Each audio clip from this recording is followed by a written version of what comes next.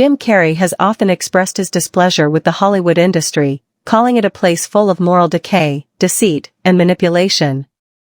In recent remarks, Carrey asserted that Hollywood insiders hide the real nature of the inner workings of the company by maintaining damaging stereotypes in order to consolidate power.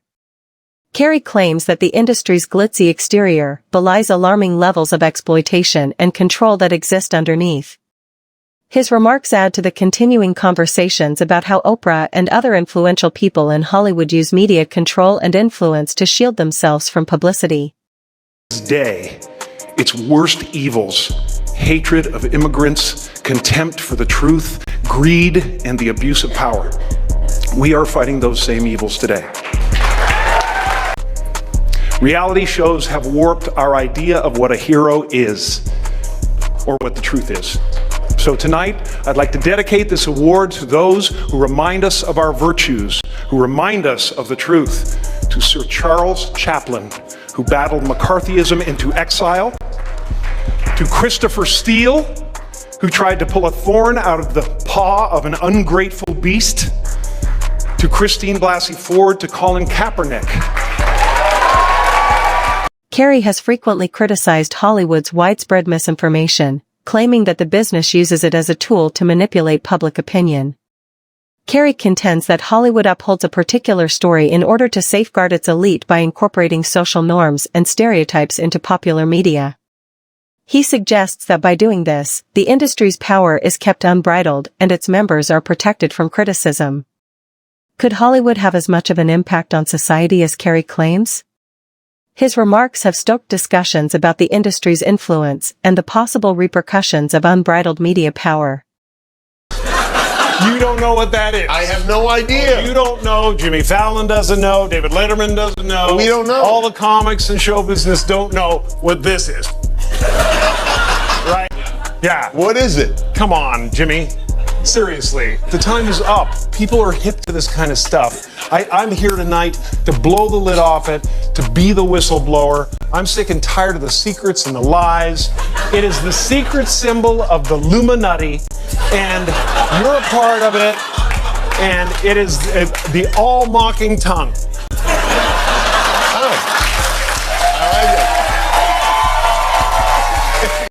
It's the symbol of the all-mocking tongue. And I'm sick of it. I want everybody to be in on the joke, man. You know what I mean? Like, for years now, talk show hosts, people on television, people in sitcoms have been hired by the government to throw you off the track, to distract you, to make you laugh and stuff like that, make you happy and docile so you don't know what's really going on. You know, and they get out there in the woods in a circle naked and they decide these things. Reactions to Carrey's vocal comments have been mixed. Some have praised him for his courage in addressing Hollywood's moral decline. His opinions draw attention to the purportedly dishonest actions of business leaders, who, according to Carrey, abuse their position of authority to stifle criticism and safeguard their own reputations. Carrey's position has drawn praise and criticism, but it still provokes discussions about the responsibility of influential people in entertainment and the limits of their authority. If you're in Hollywood and you knew who Harvey was, you knew that this is what he does. But they all kept quiet out of fear of losing their jobs or losing positions and roles. But okay, you keep quiet, but you stay out of his way. These people that I don't understand, because maybe I'm not getting how things work, or maybe because I grew up in African way or something. Because are you not the kind of person, if you know this person is a killer or takes fingers, let's just make it this way, takes fingers. The man at number 10, any woman that goes into her house, like her pinky finger is missing. Monique's insisting, saying that she was going to be paid. That is so, I don't know where this whole family making it seem like, oh, she's a family woman, she doesn't want to go anywhere. Monique said, if you're going to take me out, travel from place to place to place, my entourage and I, we have to be paid. You can't just tell me to pop up. Who's going to do all that? You know, hotels, who's going to pay for that? Flying from place to place. Monique said, no, she isn't going to do that. And they got angry because, you know, Oprah was like, are you refusing me? That's what Monique said. This is Monique's side, allegedly. Rumors and interest have been generated by Oprah Winfrey's private road, which was first built to provide access to her property. There are claims that this privacy protection is being used to conceal dubious conduct, which some see as an attempt to protect her from investigation. Discussions concerning the protective measures adopted by the wealthiest people in Hollywood and whether or not they show a desire to evade responsibility have heated up as a result of these rumors. People understand how much property Oprah actually owns on the island of Maui. You look up pictures of the house and this is what you see. You see her house, a mansion with her guest house is also a mansion. But this doesn't tell the full story. Zoomed out on Google Earth, she has this exact division of property, almost 1,000 acres that she owns solely. One person owns this much property on someone else's sacred land. Nobody needs that. Her property has its own private road that only a few people can use. So when you go and you look at pictures of Oprah's house on Maui and you only see stuff like this, just know that's not her property. She owns 1,000 times more than what you're seeing. She bought all that property somehow for $6.6 million. And if you go and you estimate the value of all that acreage now in Maui, it's over $300 million. So basically, she could sell a third of that land back to the people of Maui at full market price, which is still evil, and use that $100 million to give it back to the people of Maui. No one person needs that much property of any island. It's ridiculous. There have been circulating claims that Oprah is connected to Jeffrey Epstein's network, especially that she went to his private island. Epstein's notorious connections to influential people have drawn more attention to those who are associated with him.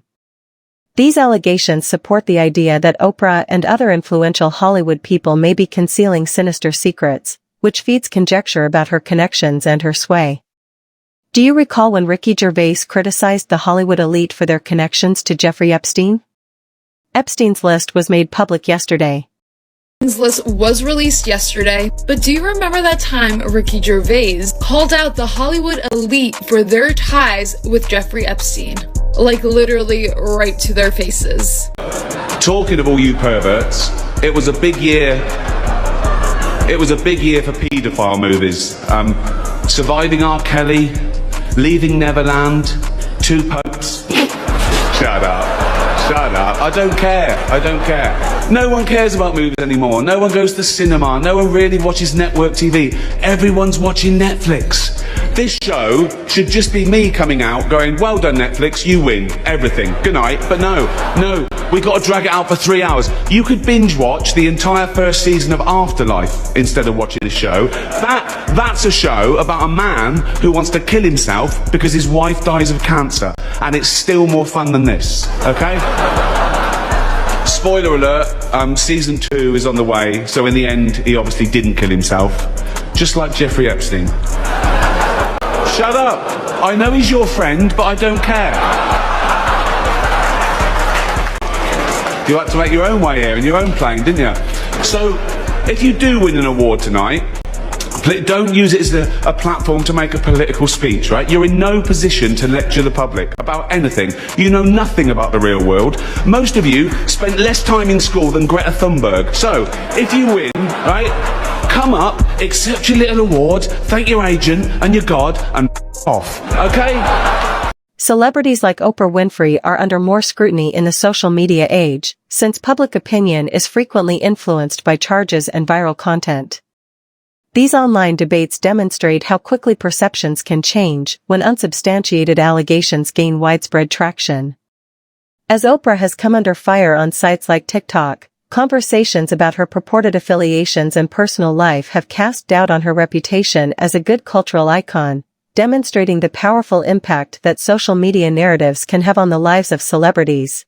There could be both as far as finding out what's going on with Epstein and still covering this Diddy stuff. But my whole thing is like,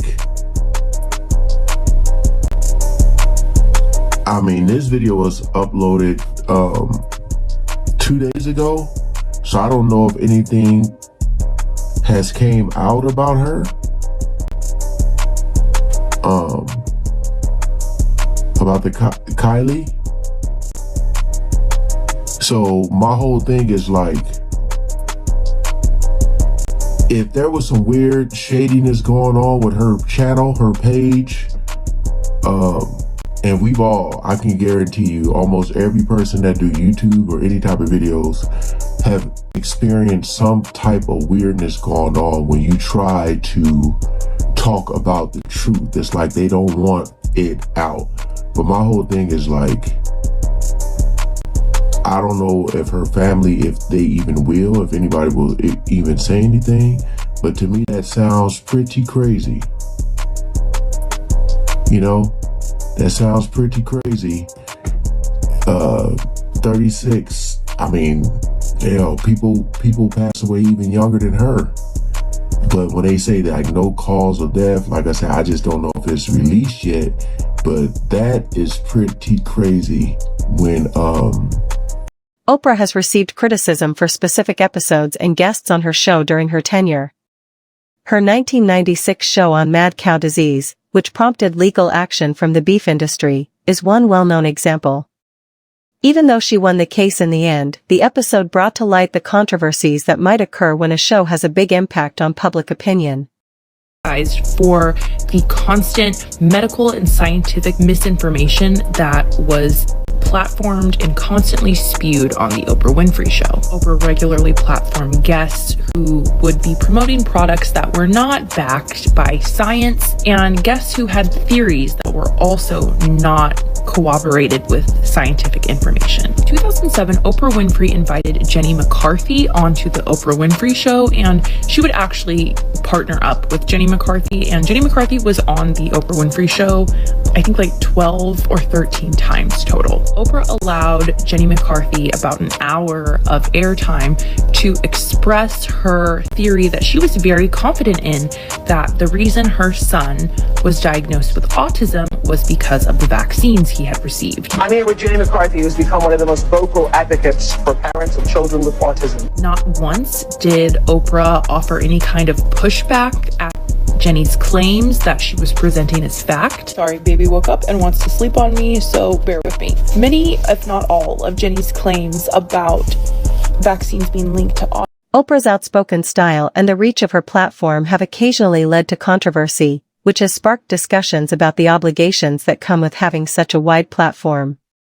Oprah has also been accused of having prejudices toward hip-hop culture. Her show has been accused of unfairly portraying elements of hip-hop as dangerous or unpleasant, and some say that her guest selections and interviews demonstrate a predisposition against rappers. Given her significant effect on mainstream media, this apparent bias has sparked discussion regarding her impact on cultural conceptions. Subject was that Oprah did not like rappers, and this started her very first beef with 50 Cent. 50 Cent pitched going on Oprah's show, and Oprah denied it, saying she was not interested in his music whatsoever. And if you know 50, this started a war between him and Oprah. He even named his female dog Oprah. And it didn't stop with 50 Cent. Even Ludacris said that he went through the same things of Oprah denying him being on the show because she didn't like his music. Ice Cube has also publicly spoke about the same exact things going on with Oprah. And a lot of people didn't understand this because she would invite people like Jay-Z and Diddy on her show multiple times. And to most people, she seemed pretty picky, choosy on who she would invite on her show. And during this time, a lot of people were really upset about this because they felt like Oprah was such a powerful black woman and she should have been supporting these black men's careers by inviting them on her show. And the controversy about Oprah's show doesn't stop there. I'm sure you guys remember Monique, who did an interview earlier this year with Shannon Sharp. And Monique has openly spoke about how Tyler Perry and Oprah blackballed her from Hollywood for years. But that's not all that Oprah did. Before Monique and Oprah's relationship fell out, they had a very deep conversation about Monique going through SA by the hands of her brother. These charges raise the possibility that her personal preferences could influence how she represents a range of viewpoints on her platform, according to critics. Oprah has also been under fire for her relationship with Harvey Weinstein, a former Hollywood mogul who was found guilty of several crimes. The two were once close to the public, but since Weinstein's conviction, their high-profile encounters have drawn criticism. Let's talk about what's happening with Harvey Weinstein. I know you posted on Facebook already, but you haven't kind of spoken yet publicly about what's going on. I think that this is, I'm always trying to look for the rainbow in the cloud, whatever is the silver lining. And this is what I do know for sure. When something this major happens, when you have the fallout, 50 women coming forward, that it's a watershed moment. And what I do believe is actually happening is that, first of all, it's triggering a lot of unreleased pain, repressed anger, guilt, and suffering that a lot of women have had. I happened to be on set with several actresses the other day, and we were filming some things, and they hadn't slept over a period of 2 or 3 days, and I was like, what is that? They said, oh, you guys are suffering from PTSD. And when you start talking about it out loud too, everybody has a story. Everybody has a story, and so I think this is a watershed moment. A larger conspiracy theory that targets Hollywood elites includes allegations that Oprah assisted in the grooming of people, including allegations involving her own island. Despite being untrue, these beliefs imply that wealthy and influential people act in extremely unsettling ways. Such charges appear to be at conflict with Oprah's public image as a positive role model and her frequent charitable endeavors. Go in on Steve Harvey. Steve Harvey is an A-list celebrity. You can't let Cat Williams go in on Oprah. Oprah is an A-list celebrity. You can't let Monique go in on Oprah and Steve. They're A-list celebrities. Shannon Sharp broke the one rule that is unforgivable by celebrities in show business. You never expose or reveal our privations and Hollywood secrets to the public. Steve Harvey violated that rule, and as a result of that, a lot of celebrities are being told not to interview with Shannon Sharp. Not Stephen, Shannon Sharp violated the rule. A lot of celebrities are being told not to interview with Shannon Sharp. Oprah's influence has also drawn criticism from podcast presenter Joe Rogan, who claims that Oprah hides dubious activities beneath her uplifting public persona. Since Oprah's media representation doesn't accurately reflect who she is, Rogan has stated that her platform has been used to conceal her purported objective. In particular, he has attacked her for allegedly using her position to disseminate false material, particularly health advice that he feels misleads the public. Rogan's remarks revealed doubts about the morality of influential media personalities, and along with others, Rogan has criticized Oprah's platform, specifically charging it with disseminating false information about medicine. He cites previous visitors and health-related segments that he says helped create a false narrative. Actress Taraji P. Henson has openly attacked Oprah, saying the media tycoon abused and underpaid her, possibly as a result of industrial biases. Think of lives. We should talk about this while we're being brought up, because there's a common misconception about MDMA that has been proven to be false, and it is that it makes holes in your brain.